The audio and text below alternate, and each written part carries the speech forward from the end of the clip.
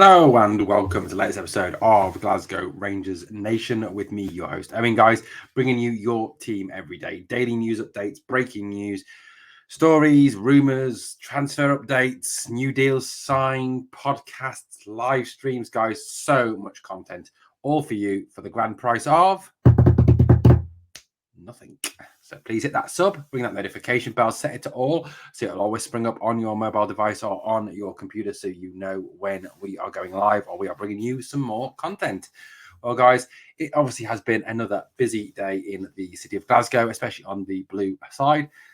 To be fair, I don't actually know what goes on the green side. You know why? Because I don't care and I'm not interested in what goes on the green side of the city. So anyway, Michael Beale has been talking to the media today. Not only Michael Beale, but also, rather interestingly, James Bisgrove as well. Obviously, that following up on that interview that he gave to Rangers TV the other day. Obviously, the news that we talked about earlier and the video that we brought out earlier regarding Ryan Jack. If you haven't seen that, go and check that out already. Ryan Jack has signed a new one-year contract with Glasgow Rangers. Great news to have Ryan under contract for another season. Obviously, it remains to be seen about any further announcements about contracts. See lots of rumours continuing to swirl around the club. And guess what? We have another Jack Butland update. Yay! Daily Jack Butland. We should call it the Jack Butland Daily News, shouldn't we, really? Rather than Rangers Daily News, because it just kind of is turning into a bit of a Jack Butland saga, isn't it? You know, he's coming, he isn't coming, he's expensive, he's too expensive, he's not expensive, he's going to come, he's not going to come, he's going to stay, he's going to come. Make your mind up, man. Make your mind up. Now, very latest in the papers, just been reading online, lots of different sources, listening to Stevie from France as well. It looks like he is coming. Well, allegedly. Could be. Anyway, that's as much as I know. Who knows? Who knows what's happening with him? Jack Butland, I guess, knows what's happening with him, and I guess Rangers have some inkling as to what's happening with him. But apparently, Manchester United did offer him an improved deal to stay as the backup, but apparently he wants the chance to play first-team football. He understands that Manchester United, he's not going to get the opportunity to play first-team football because David De Gea is the goalkeeper at this moment in time, Spanish international. And at Rangers, he stands more chance of getting first-team football, which is a little bit harsh on Robbie because Robbie's been great. And, you know, Robbie, if he finishes the season with 3 clean sheets, and that would make it 7 clean sheets, you know, why not continue with Robbie in goal? Has he not proved himself? But I guess that's one for Michael Beale and the coaching staff. I guess competition can't hurt, can it? The more competition you have, the more the standards are pushed up and the more that a team improves. So you never know. Hey, you never know. Guys, I guess, you know what? There'll probably be more development on the Jack Butland. We'll probably be back tomorrow with another Jack Butland update. Who knows? Who knows, guys? Anyway, head coach Michael Beale has been speaking to the media today and has again talked a lot about lots and lots of different things today. First of all, he started off with a little bit of talk about the squad going forward. You know, said that Connor came out of the weekend injured, having a knock, and he's doubtful to play.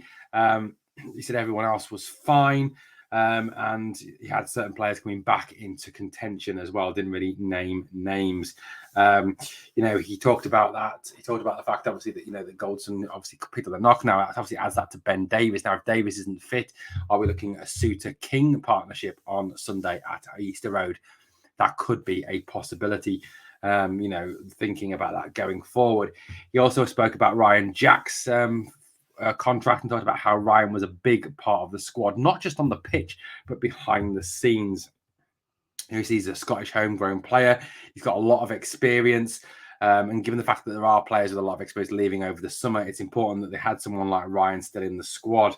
You know, Ryan's been quality, and that's one of the interesting things for me about this re-signing of Ryan Jack. I think it's all around that kind of idea that we're bringing back in someone who, like I said on the video, you know, like I said, go back and check it out if you haven't done so yet.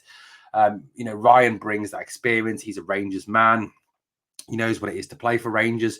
He knows what it is to, you know, the responsibility. He knows the expectations on the players, and that's something he can transmit off the park to those new signings and to those players in the dressing room.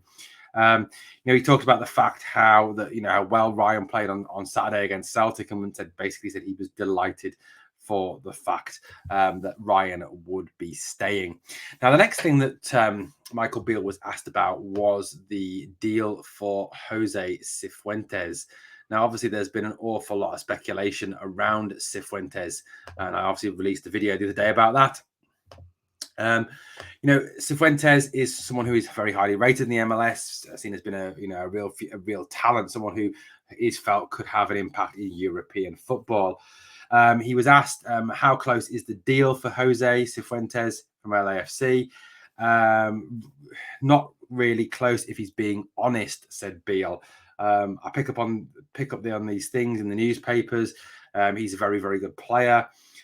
His contract runs to December, so you look at that for the length, and it's not close. December seems a long way away. He's been quite active on social media. That was talked about as well. But that whole thing of the fact that, like I said in the video, he is out of contract in December. Our team's realistically going to spend a lot of money on him in the summer when they can get him for nothing in December. Well, obviously going into the January transfer window, and that's obviously something that is on Michael Beale's mind and on Rangers' mind going forward, that they perhaps don't want to pay 3.5 million for the player if they can then get him for free in January. So that's obviously something that's. It's the fact that the MLS season doesn't run like a normal season. It runs until December. So, there's all this up in the air still. So it does appear that this deal is not perhaps as close as Fabrizio Romano tweeted out earlier. Obviously, Fabrizio Romano is seen as being that, I don't know, that transfer guru, but how accurate is he in what he's got to say? And, what is it like? What is really going to happen with Cifuentes? So it's interesting, that deal, isn't it? And interesting what is going on with that. And it's like I said on number of videos, until we actually see the player at the training ground with the scarf above his head or holding the shirt, whatever, we've got to take every transfer link with a pinch of salt, no matter what experts or so-called experts say. At the end of the day, again, Michael Beale spoke about the fact that he was very happy after the game on Saturday.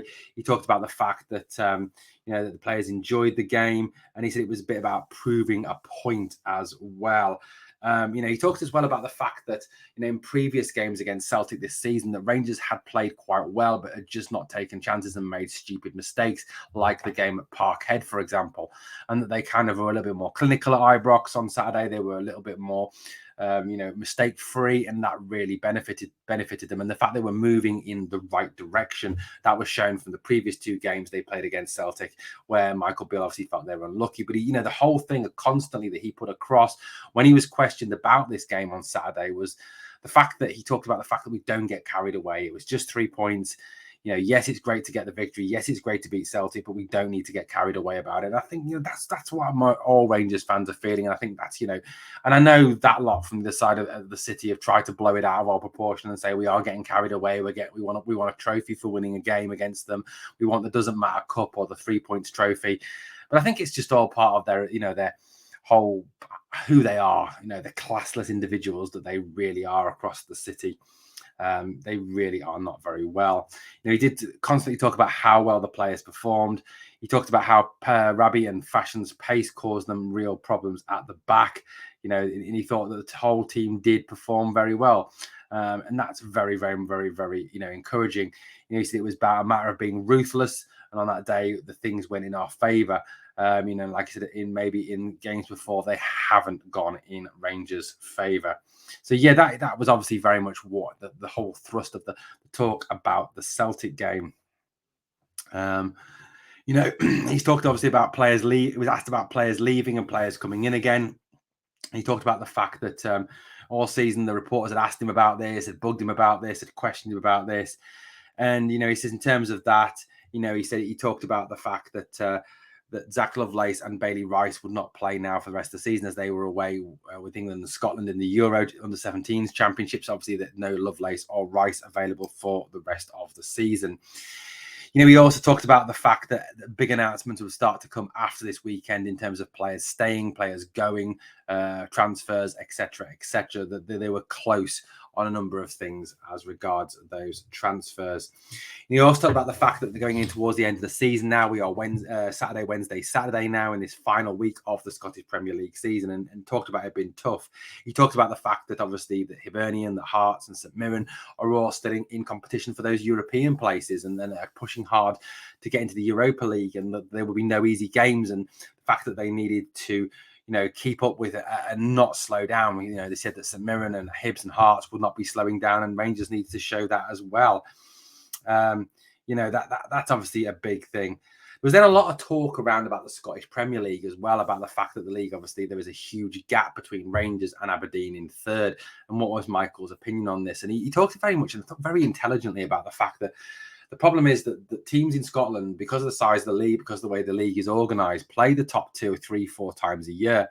And obviously that is tough. The fact that you're 12 points at stake against Rangers, 12 points against Celtic, that's 24 points across the season.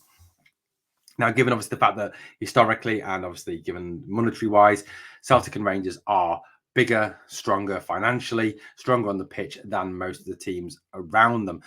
Now, Michael said that if the league was slightly more differently organised, that teams only played each other twice, there'd be perhaps more chance of a team having a season, having a run, and perhaps competing for one of those top 2 spots with the big 2. But he said, would this change? No, he didn't think it would change. He said this was just his opinion. And, those people in authority seemed very happy with how Scottish football was organised. But I think it's a really interesting point, to be honest with you. I think obviously playing each other 3, 4 times a season is slightly frustrating. I think obviously you're never going to get a situation where, given the financial might of Rangers and that lot from across the city, we are always going to dominate, and 24 points at stake from other teams. Realistically, if you're losing 24 points a season straight out to those big 2, you're going to fall way, way, way behind them. And there's very little chance of actually catching back up with them. So, Michael Beale is, I think, very, very correct on that assertion in what he had to say. But like he said, that's just him giving his opinion. And obviously the fact that, what he's got to say will obviously not be probably taken into account by the SFA, as the SFA very rarely listen anyway to what managers say or to what fans say or to anybody. He talked about the fact that players showed a lot of heart, passion and fight. He talked about the fact that James, Connor and Todd and Nico had all played very well all season.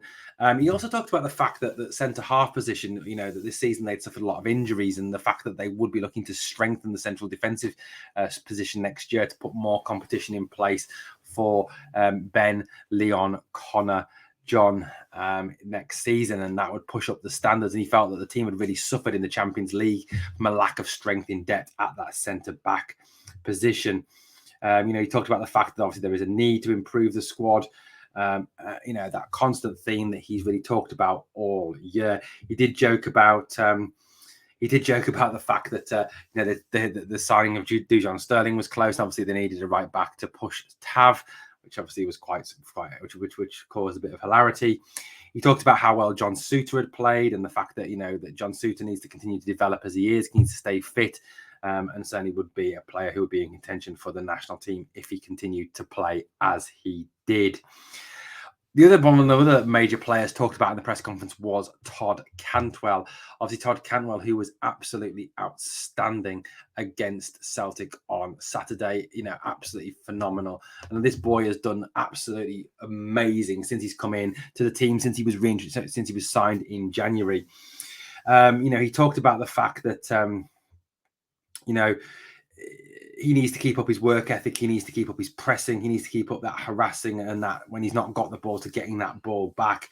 He talked about the fact he is a very good player, and now he's adding that element to his game. He's showing himself to be an even better in his game. And he talked about the fact that he needs to really underline this next season, score more goals, assist more goals, and hopefully therefore win more trophies. He's talked about the fact that he's been delighted with him. He's got a strong personal relationship with him, which he feels is very important as well. Obviously, another player that was brought up was Malik Tillman and his future. And, Malik Tillman obviously will be back in Glasgow this week for the awards, Rangers Awards. And apparently Michael Beale and him will be having a conversation. He talked about what Malik had said about being 50-50 about returning was just merely echoing what he had said. And obviously it was still open for talk. But I think what Beale's got to say about Cantwell is spot on. Cantwell off the ball is fantastic. He fights, he harasses to get the ball back. And when he's got the ball, he is super creative. Tillman as well, I think, it very much does depend now to the player. If you ask me to put money on it, I'd say he isn't going to come back. He will look for a move elsewhere. He talked about how the fact that Tillman's injury is a 12-week injury and a very nasty injury. And obviously he had to go back to Bayern to be assessed because he is, after all, their player. He talked obviously about the fact that, that obviously given the changes at the top, he actually felt strengthened by John Bennett and James Bisgrove and what they brought to the table in terms of that. He also praised Tav, who will have 400 appearances on Sunday should he start, which I think he will against Hibernian. He talked about how, in terms of the captaincy role, he felt that Tav had really grown into that captaincy role. The fact that he was a leader off the pitch and on the pitch for Rangers. He finished off the press conference by obviously talking about the women's game on Sunday, talking about, how excited he was for that and how obviously, that had grown in Scotland. And it was a great opportunity for Rangers women to lift some silverware. But, all in all, a very positive interview by Michael Beale, looking ahead to this game on Sunday against Hibernian. And, it's got to be hoped that Rangers go out there, they play to the same level they did in the game against Celtic. If they do that, then they've got every opportunity to be very successful and to win this Sunday. I really do genuinely feel that they can be they can go out there and win quite comfortably if they play to their full potential. Okay, so that interview then was followed up by James Bisgrove and James Bisgrove's interview with the press. The press talked to James Bisgrove. Very interesting that James obviously was following up on what he had to say to Rangers TV the other day. Now, what the overwhelming feeling for me is coming out of this interview, again, is just the real positive vision, the real clear vision that this guy has for the club. He speaks very eloquently. He talks about the challenge. He talks about confidence in Michael Beale, confidence in the board. He talks about recruitment. He talks about backing recruitment plans. Bisgrove, for me, is someone who seems to have the best interest of the club, the fans, and the team at heart. And I applaud him for the way he's going about that. He seems to be engaging with the media. He seems to be engaging with the fans. He seems to be obviously taking a very proactive role with Rangers and building up Rangers. He talked about the fact in this interview that he's got a real confidence in Michael Beale, the plan that he presented in terms of recruitment on and off the pitch. On the pitch, was very much accepted by the board. He was repeatedly asked about funds but the board backing Beale and also further investment in the team. But he said, he repeated what he said a number of times about the fact that the current board backed Beale's plan and were backing what Beale wanted to do. So that the finance was there and in place to back what the manager wanted. So very much brushing off that new investor talk. Obviously, the Graham Souness rumours that got slightly carried away during the week about him, so called heading up a consortium to take over the club, were dismissed. He talked about how Graham had an informal chat with him when he was up in Glasgow. He talked about, the fact that Graham had popped in for a coffee and they'd had an informal chat about him taking up an ambassadorial role, which the press automatically seized on, as they would, and said, was that a formal offer? James Bisgrove said no, reiterated it was very much an informal discussion at that point. He talked obviously about the fact that, the planning was ahead for this off-season, the next off-season and 2025 off-season, and that he was very positive for the future. A couple of highlights from what James Bisgrove had to say was the fact that he talked about the movements in the board and the movements in the staff, that obviously this was the time for it, that this was felt has been the time to evolve the club, which I think was, again, very, very positive.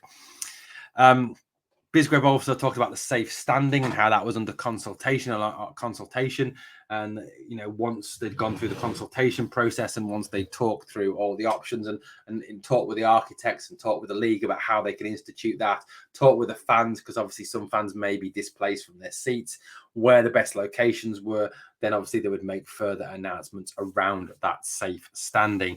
But Bisgrove kept coming back constantly to this, the recruitment process, getting that right.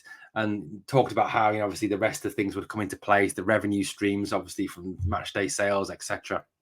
But it did seem overwhelmingly that Bisgrove had a very positive attitude and talked about how, you know, the idea was to turn Rangers back into the dominant force in Scottish football. That Rangers had always been that dominant force, that he wanted them to be that dominant force again. You know, overwhelmingly, again, another very positive interview, a very positive press conference with James Bisgrove, a very impressive press conference with James Bisgrove. This man is very, very impressive in what he says and how he speaks to the media. Obviously, we're building towards the game on Sunday. We will bring you the live stream here on the channel. So please come and join me for that live watch along. It'd be great to have you on board. Obviously, the podcast tonight, the Q&A. I'll be setting that up, obviously, where your questions featured. Please come and join me for that. It'd be great to get your questions up there. And if you've got any more questions that you didn't put on the community post you want to ask, get them in the live chat and we'll bring them up on screen and we will answer them. Well, I will answer them, sorry, as best as I can. Thank you so much again for watching Glasgow Rangers Nation. Your support is phenomenal, guys. Best fans in the world. Thank you so much. Please remember to hit that sub, ring that notification bell. If you can give the video a like, guys, I would really appreciate it. I'll be back to speak to you again here very soon on Glasgow Rangers Nation. On the channel, we are the people.